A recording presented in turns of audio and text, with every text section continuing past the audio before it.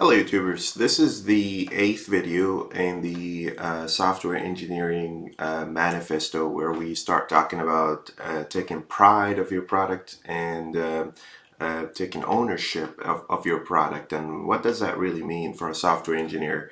When you develop software, this software becomes an extension of you. It's a part of you. It's something of your creation, something that represents you, and something that is that you have your name put on it. So you need to take pride of that. You need to be proud of your creation in the sense that you take full ownership of it. You don't need to wait for somebody to come and tell you, take care of your product, make sure it's up to date, make sure it follows the standard, make sure it's readable and documented.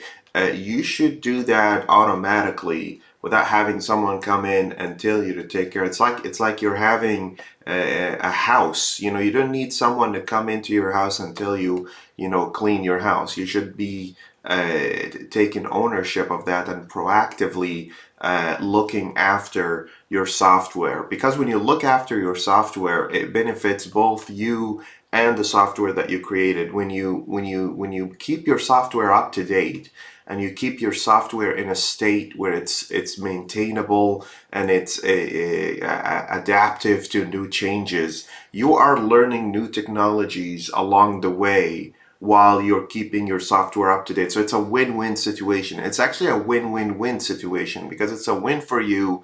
You are learning new technologies while you're keeping your software up to date. Your software is in a good state, and the people who are using your software are staying up to date and getting the best experience that they could get out of your software. It's really important, when you're building your software, that you don't just, there's no such a thing, like we talked before, there's no such thing as perfect software, right? So you want to maintain your software and keep it running. Like Uncle Bob says, code ruts. Like it gets old and it becomes hard to maintain. It follows older patterns and older practices that are not relevant anymore. New technology is coming in. You didn't keep your software up to date. And then what happens is it becomes a problem for you to jump from version 5 to version 20, when you need that one particular feature. Let me tell you a little story, something that I've seen so much in the past 16, 17 years. I worked with some teams where they wouldn't upgrade their software. They wouldn't keep the libraries and their software up to date. And then like 10 or maybe 15 versions later, they desperately need this one feature that requires libraries upgrade, right? So what happens is they try to do that jump, right? They try to do that jump from version 5 to version 20. And what happens is the software breaks. You get a lot of breaking changes that requires a lot of work, and it becomes a tech debt, and now they have to hack things together or rewrite the entire thing so they can get that additional change, right?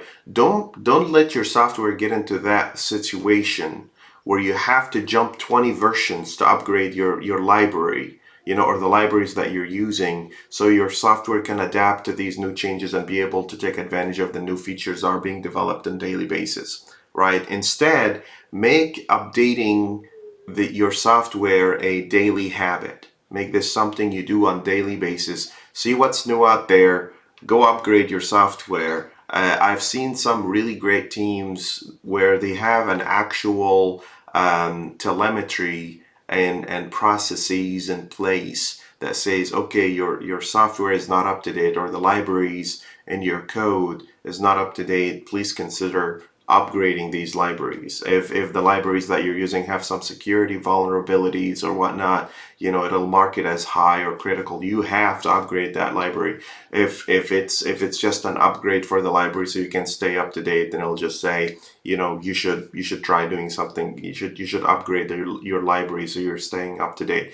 These processes are in place, are great, but even if these processes are not in place, you should take ownership of your software and keep it current and keep it up to date and keep it standardized, so it's a lot easier for people to come in and maintain it instead of trashing it away and rewriting it from scratch. So that's pretty much it. If you have any questions, comments, concerns, want to discuss the subject, please drop a comment in the comment section, and I'll see you in another video. Thank you for watching.